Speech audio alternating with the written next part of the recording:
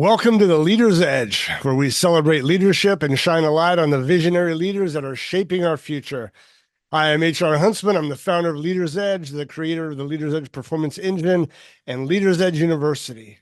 And I'm thrilled to bring you stories from leaders who are making a difference around the world. In each episode, we're going to champion the innovative strategies, courageous decisions, and inspiring journeys of those who lead with purpose and passion. So whether you're looking to refine your own leadership skills or you simply want to be inspired, you, my friend, are in the right place. In this episode, you're going to meet Nizar Abou Ltaif. Nizar is the Senior Vice President at Kai International. Kai International is a heavy construction company that specializes in deep drilling and concrete work for huge commercial and civic projects. What I love most about Nizar's story are the setbacks that he overcame as an immigrant from Lebanon coming to Canada. His is a remarkable story of resilience, consistent growth, and perseverance. So get ready to be inspired. Here is my conversation with Nizar Abou Ltaif. Nizar, thank you so much for joining me today. I just met this guy. We're at the BMO Center in Calgary at a big trade show, and you stopped by the booth and told us your story, and we just have to get this on camera. Tell me a little bit about, happy to have you. Me too. Tell me a little bit about your story. Well, my name is Nizar Abou Ltaif. I've been in Canada since May 2010. I came from Lebanon. My story is a little bit different because I came here with a master's degree in biochemistry, which is more fabric medication and cell medication, and I did work in Lebanon for 6+ years with a French company in Lebanon as a medical sales representative, representing that lab in Lebanon with their medication. And I married my wife in Lebanon. She's Canadian, born and raised Canadian, but she was in Lebanon for a visit, and I met her there, and she stayed there. We got married, and I wasn't planning to come to Canada, but she convinced me, and she said, English and French, you have a degree, you have experience, you'll do. So I came in 2010, and I applied to upgrade my degree and use it here. It's from Lebanese University, so I wanted to make sure it works here. But they said, no, it doesn't work. So I have to go back to school and do another 5 years or 6 years to get a similar degree. I couldn't do it because I had bought a house, I brought my wife, and I had my daughter at that time. I had to find a job, and I found this job working with Kai International as a laborer. And I was told the construction industry is what you can make money and grow and make living in Canada, so I had no choice. So I started with the construction and met my boss, the owner of the company, Gordon Williamson, and he taught me everything. So we'll get to that in a second. Yeah. We'll get to the Kai chapter in a second. Yes. I'm really curious about, you come to Canada, you have this biochemistry degree, you think you can use it, you're shut down, you can't use it. I want to hear about, how did you deal with that setback, your mentality? I want to hear about that. You must have run into a brick wall. Yes. Tell me about all that stuff. It wasn't easy to hear For or sure. know that they don't accept your degree. Yeah. And especially a degree like this, that it takes a lot of time to get a degree like this. Absolutely. And a lot of effort and a lot of studying. And it's in French, too. In Lebanon, I don't know if all the university is in French. I did not know that. And in Canada, it should be recognized, but it wasn't. I guess the answer was, if anything related to the health of people, you got to take it here. If a nurse or doctor or pharmacy or biochemistry. So that's how it works here. But it was a shock for me because I didn't know what to do then. Yeah. Either go back to Lebanon, Sure, or stay here and make living, or the third option was go back to school. But that I couldn't do it. with the family. Then it took me a little bit to adapt to that shock. Tell me the emotions, because I'm fascinated how people just get shot down and what kind of people get back up from that. So you use the word shock. What else? What other words would you use? Anger, disappointment. Exactly. Frustration. Because frustration. You make it here with all, like when I decided to come here, I left everything behind. Yeah. I didn't plan to go back there. So right. If I got to go back there, I got to find a job again, maybe get a house, get a car, how the struggle to go back. and I decided to start again and make it happen, no matter what it takes. And we're here. We gotta adapt. We gotta deal with it. We gotta live with it and make the best out of it. So this is 2010 Yes. when you came to Canada, Yeah. shot down, Yeah. had to start over. Can I ask how old you were 2010? 45 now, so 30 years old. 30 years old, Yeah. new wife, Yeah. baby girl, Yeah, baby girl. baby girl, new wife, new She was country, 2 years old. 2 years old, Yeah. shot down, got to start over. Yeah. What did that feel like for your wife? It's not working out like we thought. How did she adjust? She, on her end, she convinced me to come here, so she felt bad, right? But Did you blame her? when I used to go out of town for 2-3 weeks on, 1 week off, and she used to complain, I said, "You brought It's me your here." fault. It's not my fault. But anyway, her parents are here, and all her Okay. family is here. They helped us I lived with my family support until I was able to rent my own apartment, and for her, she was easy. Like it's whatever decision I'm gonna go with, she was gonna help, and Okay. she helped a lot. Like I said, when I started as a laborer, I was going to Fort McMurray for long term and long jobs and hard work, and Yeah. she never complained. Okay. I used to leave them with the baby and come home once every month, and Okay. she didn't complain. So she helped a lot. Good. And then taking care of my daughter and me, and so that was a big help. Sure. And then, we made it work. We tried to not make that, destroy us. We thought Good for you. we're gonna go. We're gonna. Where'd that perseverance come from? Where'd that tenacity come from? Where'd that resilience come from? Do you see it in your Okay, parents and your yeah. culture? Tell me where you got that. This is another story where when I was 6 years old, when my father passed away in a war. In the Middle East is Yeah, always sure. in wars. Yeah. Too bad, but my father-in-law passed away in 1985. So I was 6 years old, and my mom raised us, and we are six Okay. kids, so 4 boys and 2 girls, Whoa. and we were all young. The oldest was 16 years old. Okay. And she raised us, and she taught us a lot, that no matter what could happen to you, you gotta keep going. Life is gonna continue. Wow. You gotta make best out of it. You gotta try to wake up and go. Good job, Mom. And she did teach us that, and we Yeah. learned it from her, and we Okay. saw how much effort she put to raise us and make us where we are now. And I learned that from her. I learned from Okay. my brothers, Okay. the older brothers that left school to work, to Yeah. make living, to Where are let us you? go Where to are you in school. the six? youngest. You're the baby. Yeah, I was the You're youngest. the baby of the six. So That's you right. saw your mom as a single mom Yes. raise this family by Yes. herself. Yes. You were 6 when Dad passed That's away. right. My, And my word. oldest brother left school, like I said, to go find a job, to make living with my mom and raise us. Okay. I learned that from him too. The dedication, the Yeah. willingness to continue no matter what the circumstances. Okay. So you get here in 2010, you're shot out of the sky. Yes. You're like, man, if Mom can do that, I can do that. this. Exactly. Okay. Let's talk about the Kai International Yes. chapter. Here you are, new husband, new dad, shot down, Yeah. new future, new country. How did you meet Kai International? How did you meet Gordon?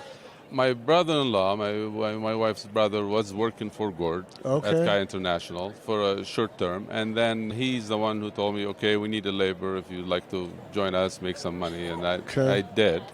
And at that time, I was waiting for that upgrade. Like when I was working, I didn't get the report that your degree is now accepted. So Gotcha. for 3-4 months, then I got that report. Then Gordon, the owner, told me, "Okay, now you stay with me, and I can work. I love educated people. You can be happy. You can work with this company. You can grow up. The opportunity is here, and don't let that upset you. Just let's start from here." Very good. And so I started as a laborer. My brother-in-law was the operator. He was operating the drilling rig, and he taught me how to pull the levers and start operate. And I Okay. wanted that. Okay. I wanted to learn everything. He taught me Okay. that. Then he had to quit. He found another job. He left. So it was just me, Gord, and account payable, account receivable lady in the office. Just 3 of us. Is that right? Then we started from there, growing up. We had 2 rigs. We had just us three. Now we're up to 11 drill rigs. We have 30 plus workers. Sometimes it goes up to 40. Sure. Big projects, like I went up the ladder from the bottom to now vice president. I'm proud to be with this company. You should be proud. Yeah. So for our viewers and listeners, Gordon Williamson has been on another episode of the Leaders Edge podcast. Great story. I encourage you to go watch or listen to that podcast. Third generation construction here in Calgary. And on that podcast, we talked about their mentorship program, which led us to you. Yeah. So what I'm curious about, as you've grown up from a laborer to now the VP, Yes. you're a big dog, is what about you did he see? And what are your strong suits that you've grown up with the company, now you're vice president? Yes, so he saw in me that if he asked me to do something, I'll do it. If he asked me to go to do training, I'll do it. He mentioned to me that we are a small company now. We don't have the safety program and the course certificate. Would you like to go and do the safety courses and create the manual? And I said, of course. So I went and I did. And I have the background, university and all that. You're a smart guy. Learning is not as easy for me. Sure. I love it. Sitting in the class and learn, that's something I love. Okay. I did the 13 courses. I became the National Construction Safety Officer, NCSO. I helped building that safety program. We got this course certificate. Then he asked me, would you like to go to SAIT and do some blueprint reading? I said, of course, and I did that. I went, I did Excel, I did any course related to estimating, I did those. Then I did project management programs. And he saw in me that he puts me in a place, I take it, he puts me in a course, I learn and use it, and help the company as well. Yeah. So he helped me, I helped the company. Okay. Together we built this company. So I, from your story right there, I just learned two things. You are willing to do anything that's asked of you, and you're curious, like you're a lifelong learner. Yes. So those two things combined seem to me, so for all of our young leaders out there that are growing and learning, curiosity, never stop learning, willingness to do whatever it takes to get the job done. Yeah?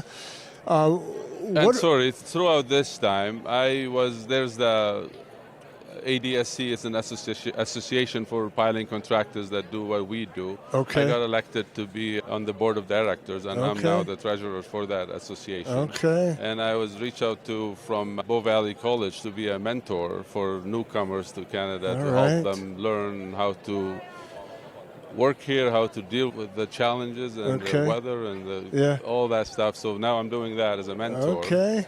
So it's come full circle. Like I said, I never say no to opportunity or to any time to move up. I'm going to ask two questions, same question of both of you. What's Gordon really good at as a leader, and what are you really good at as a leader? Gordon is very patient and it's a talent that he has. When he teaches someone something, he teaches it in a way that you take it, retain it, do it right. He passes all his experience to you without hoarding any information or anything that he learned. He'll pass it to you and more. Yeah. Very patiently. And he, me as a worker for an owner, I was afraid to upset him or not do something right or make a mistake. But he's not that guy. He's if not you that make guy. a mistake, he'll say, okay, don't worry about it. Okay. If you break something, don't worry about it. It's only money. Yeah. As long as you learn from it. Take it as a lesson, maybe an expensive lesson, but take it as a lesson. Right? I learned that from him. Okay. I try to pass that now I'm a leader in this company. Yeah. And plus what I know, and I try my best. I try to go to all those trade shows, to all those training sessions, to any association seminar events. Yeah. I learned from there. I pass the information to the workers, to the team, to the supervisors. Yeah. Now let's talk about what you're not good at. All of us get in our own way some way. How do you get in your own way? Where do you need to grow? Fix my language a little bit. And not the bad language. I speak English a little bit better. You're fantastic. I think that I struggle a little bit because I'd like to be exposed more and show the story, the experience, what I know, pass it to the new generation, to the young people, and let them learn from what we learned, because we learned it the hard way. Yeah, no, I try my best to do that. There's a challenge there that we always face, transferring the knowledge from the older people to the younger people. Tell me about your mentorship program that helped develop you. Yeah. Now you're in charge of it. How are you developing Gen Y and Gen Z, new generation of people? That's the thing we mentioned earlier, that we shouldn't hide any information or anything we know. Like, we should expose and show everything that can help the new business or new supervisor or new worker or any newcomer to Canada. Show them everything they need to see and tell them everything they need to hear. And the more information, the best. They might retain 5 or 10% of what you tell them, but at least they learned something. Okay. Let's say, I love asking this question of leaders. Yes. You have a brand new young person on your team, or they want to join your team. In your case, an immigrant, young leader who wants to grow. What's your one piece of advice? If you want to grow from a ground up laborer to a professional, best piece of advice you can give them? Best thing that I'd say, never give up. You're a great story of that. Yeah, never give up. There's always opportunity to grow. There's always place for you somewhere. Just never give up. Final thing. Yes. What's next for you? The company's increased by 10-fold since you joined the company. Yeah. What's the next 5-10 years hold for you? I've been in this company, like I said, for 14 plus years, and I made it all the way to here. I want to, with Gord, maybe have my own business or work with this company to be part of it as a owner, because I think I can do that. Yeah. No doubt. Yeah. What's next for you as far as the company? What goals do you have, let's say, by 2030? Since I started with this company, by the way, it's called Kai International. Yeah. The name International is there, but it's not there internationally yet. Okay. So maybe one day we'll be there. We're moving up. We're doing good. We're building this company to be the best. So hopefully one day we'll be international. Think you can go to the States? You want to go down south? Yeah. Okay. Yeah. Very good. We bid everywhere. It's just the competition is more there. The mobilization is more. I gotcha. But the sky is the limit. How can people get a hold of you? If someone wants to join your team or they want to work with you in construction, how can they get a hold of you? Our website is international.ca. My email is in there. Okay. Just go to the staff and my email is in there. My number is there. LinkedIn, always a good resource. Yeah, and I'm happy to help anyone. And we'll put that on the show notes for all our viewers and listeners so they can contact you. Yeah. Nizar, thank you so much for your time. I love your story. Thank you. Really appreciate you taking the time for us. Thanks best of luck to you, and I look forward to staying in contact with you. Thank you. All right, thank you, my friend. Appreciate it.